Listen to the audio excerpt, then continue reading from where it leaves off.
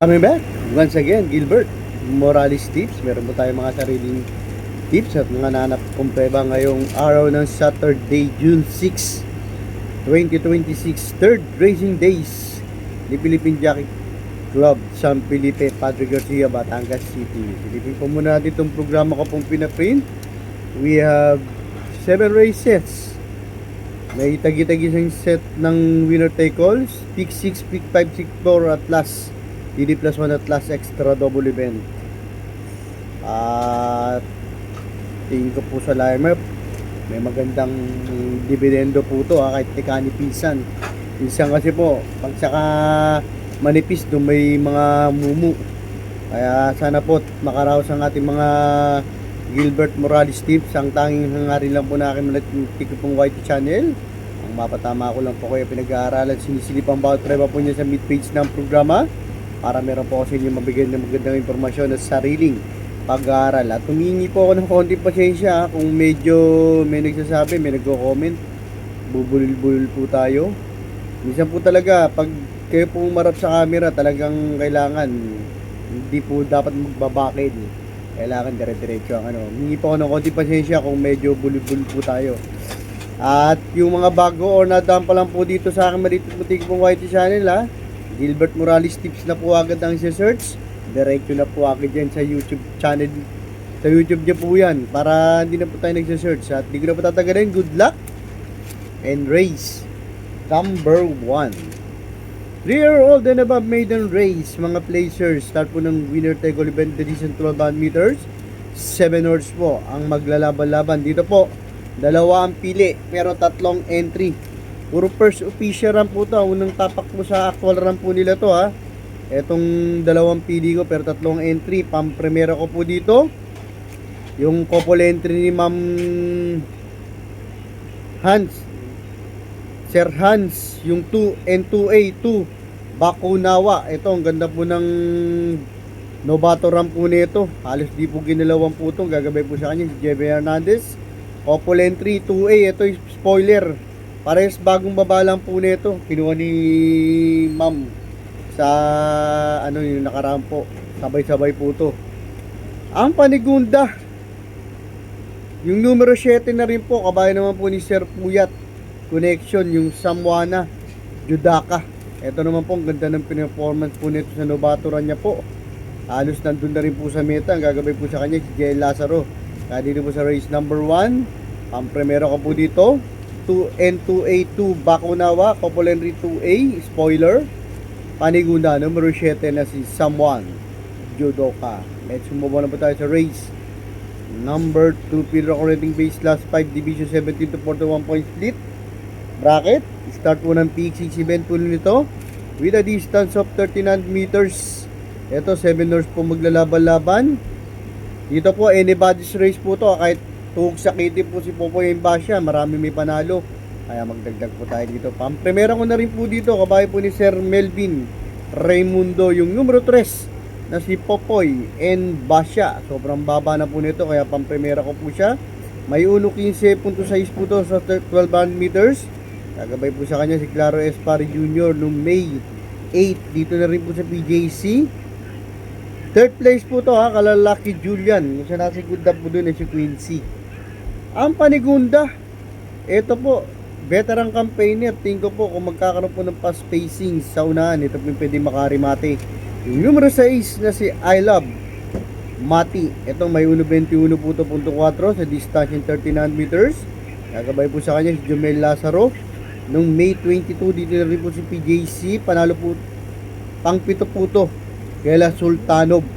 Kung saan nasigunda po dun si Pass Sailing. Let's move on po tayo sa race number 3, Pedro rating base last 4 division 42 to 56 point split bracket.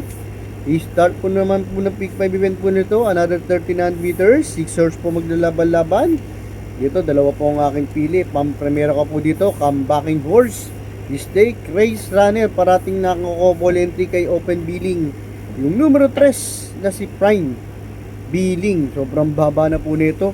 Umupreba pong 1.41 po ito sa distance 1600 meters sa kabilang karanan sa MMTCI.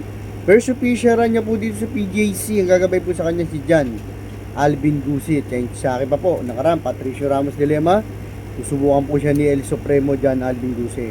Ang panigunda, kung wala pa pong itatakbo ang ating pamprimera, ito po yung pwedeng magbigay ng upset. Diado pa po.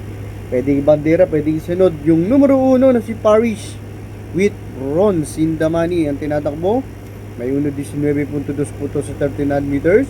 Kagabay po sa kanya si Jay Bernandez noong May 20. Dito na rin po sa PJC, pang-anim naman po to. Kaila Sean Silicious. Kung sa nasigunda po doon si Lucky Mama.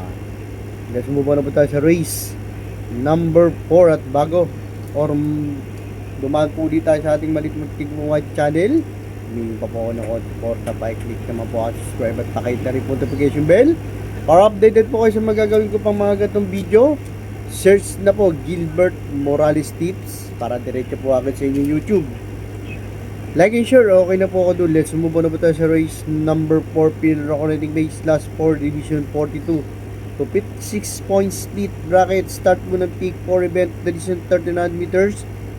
6 po uli ang maglalaban-laban. Dito po, dalawa po ang aking tips. Pampremera ko po dito. Tingin ko po, ito po, kung magaling po to pag pinarimate, ayaw ng dibandera na ito.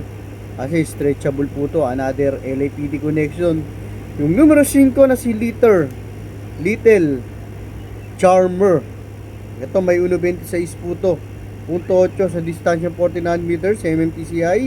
Gagabay po sa kanya si Jay Bernandez noong May 16. Doon po sa kabilang kararan sa MMTCI, 4th place po to kala River Rose. Kung sa nasigunda dun si Top Sar.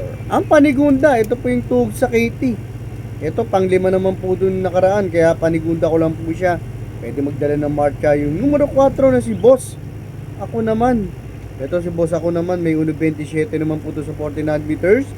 Gagabay po sa kanya, regular rider niya na si Patricio Ramos Dilema.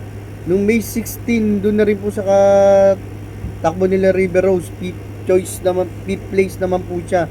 Kung sa nasigunda po doon si Top Sar. Let's move on na po tayo sa race number 5, Pedro Connecting Base Last 4, Division 42 to 56 points lead bracket, last DD plus 1 last extra double event with a distance of 39 meters. 6 hours po maglalaban-laban. Dito po another anybody's race ha, kaya ito magulo po talaga yung karera, kaya akala nyo kahit may kanipisan pero lahat may panalo. Dito po puro diado ang pili ko po dito, pampremera ko po dito yung numero 1 na si Super Tatiana. Bagong baba na naman po siya rito, may 1.14 po to sa distansya 12 meters. Gagawin po sa kanya si AR Angel Ramos noong May 22. Dito na rin po sa PJC, pang 7 po to ha, kaila Hombre. Kung sa nasigunda po din si Lap in the Rain. Bagong baba po siya rito sa grupo na to. Ang panigunda, ito galing sa panalo, tapos tinakbo sa 49 meters. Nasa baba po siya. Yung numero 4 na si Kalagbagan River, kaya pinanigunda or may panalo rin po to. Ang ganda po ng panalo po nito no last run. Gagabay po sa kanya si RCG Tapor, may 1.30 po to sa distansyang 49 meters sa kabilang karanan sa MMTCI noong May 29. Yung nga po sa kabilang karanan sa MMTCI, pang siyam po siya kaila Madre Taberna, kung sa nasigunda po doon si Robotic Play. Nung last time naman po tumakbo po to, May 22, panalo po to over Golden Area via 6 lengths. Kaya may panalo rin po. Let's move on na po tayo sa penultimate race. Race number 6, Pillar Connecting Base last 4. Division another 42 to 56 points split bracket with a distance of 39 meters, 7 hours po maglalaban-laban. Dito po another anybody's race. Puros diado po uli ang aking tips. Pampremera ko po dito to, nasigunda po no last run yung numero 5 na si Super Majority. Ito po itong Stayer Horse, may 1.19 po ito, 4 po ito sa distansya 39 meters. Gagabay po sa kanya si Mark M. Gonzalez noong April 25. Dito na rin po sa PJC. Second place po siya sa puting kabayo na si Frosty Raven. Ang panigunda, nasigunda rin po noong last run. Ang lakas na rin po ng dating mo na itong nakaraan. Kala ko masya po yung mananalo. Yung numero 6 na si Genie. Ito may 1.20 naman po to sa distansya 39 meters. Gagabay po sa kanya si PJA Guse. Nung May 20, dito na rin po si PJC. Second place po siya kay plus 5 Cosa. Let's sumubo na po tayo sa last ng pala race number 7. Parating ko nga po sinasabi, pag huling karera, mga pandiyado kasunada na pupusuan nyo po ha, ay inyong isama ka na naman po sa Reading Gilbert Morales Tips. Para sa bandang huli, managawa nyo rota ha. Kayo pa rin po yung mananaig para ipili nyo po yan sa mga paborito nyo. OTB, let's sumubo na po tayo sa last ng pala race number 7. Pillar rating base last 5. Division 70 to 41 points, split bracket, another 39 meters. 8 horse po ang maglalaban-laban. Dito po, dalawa po ang aking tips. Primero ko po dito, dinayo pa po dito. First official niya po dito sa PJC. Yung numero 6, di banderang kabayo na si Perfect Blue. Ito may 1.30 po to, punto 4 sa 49 meters. Gagabay po sa kanya si Apprentice GBP Litro. Nung May 27, dito rin po sa kabilang karan sa MMTCI. 5th place po to ha.